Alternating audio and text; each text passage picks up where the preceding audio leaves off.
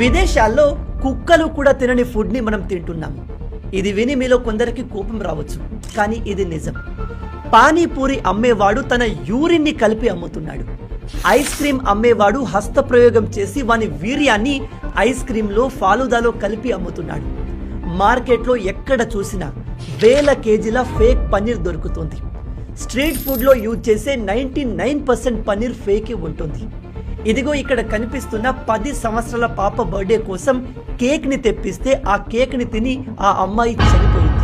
ఉత్తరప్రదేశ్లో రైడ్ చేస్తే ఒక వ్యక్తి కేవలం 1 లీటర్ కెమికల్తో ప్రతిరోజు 500 లీటర్ల పాలను తయారు చేస్తున్నాడు.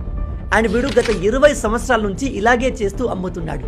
అండ్ ఫైనల్గా ఇప్పుడు పట్టుబడ్డాడు. ఇలా చెప్పుకుంటూ పోతే చాలా ఎగ్జాంపుల్స్ ఉన్నాయి. మన దేశంలో ఫుడ్ సేఫ్టీ రెగ్యులేషన్ అనేది ఒక జోక్ అయిపోయింది.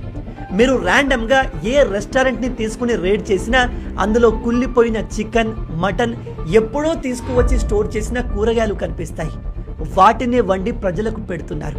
మన దేశంలో ఇలా జరగకుండా చూసుకోవాల్సింది FSSAI, food safety and standards authority of India.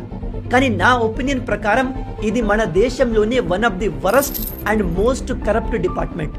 వీళ్ళు సరిగా పనిచేసి ఉంటే మనకు మార్కెట్లో ఇదిగో ఇలాంటి చెత్త కనిపించదు.